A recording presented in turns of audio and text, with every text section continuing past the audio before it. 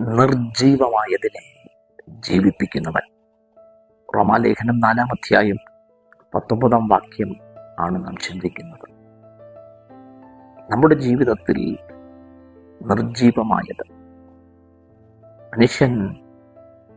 മനുഷ്യനെ നോക്കിക്കൊണ്ട് നിർജീവമാണ്, നീ നടക്കില്ല, നീ ജീവിക്കത്തില്ല, നീ ആ വിഷയത്തിൻ്റെ അകത്ത് ഒരു പ്രവൃത്തി വെളിപ്പെടുകയില്ല.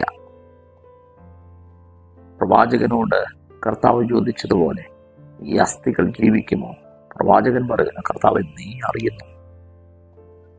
ആ കർത്താവ് അസ്ഥിയുടെ താഴ്വരയിൽ ഒരു ദൈവപ്രവൃത്തി വെളിപ്പെടുത്തി ഒരു സൈന്യമാക്കി നിർത്തിയതുപോലെ അസ്ഥിയോട് വന്ന് ചേർന്നതുപോലെ നിർജീവമായ ചില വിഷയങ്ങളുടെ അകത്ത് ജീവിപ്പിക്കുവാൻ ശക്തനായവൻ ഇന്നും ജീവിക്കുന്നു.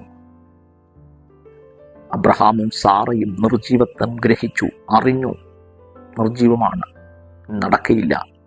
പക്ഷേ വിശ്വാസത്തിൽ ക്ഷീണിക്കാതെ നിർജീവമായ അവസ്ഥയുടെ അകത്ത് ജീവൻ പകരാൻ കഴിവുള്ള കരുത്തുറ്റ സർവശക്തനായ ഒരു ദൈവത്തിൽ അവർ വിശ്വസിച്ചു.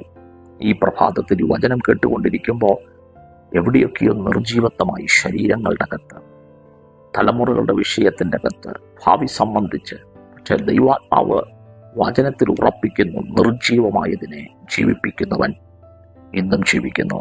കർത്താവെ, നിർജീവമായ പോയ ചില ജീവിതത്തിൻ്റെ സാഹചര്യങ്ങളുടെ അകത്ത് ജീവിപ്പിക്കുന്ന ദൈവശക്തി അവരുടെ മേൽ വ്യാപരിക്കണം, അത്ഭുതം ചെയ്യണം. യേശുവിൻ നാമത്തിൽ തന്നെ. ആമേൻ. God bless U.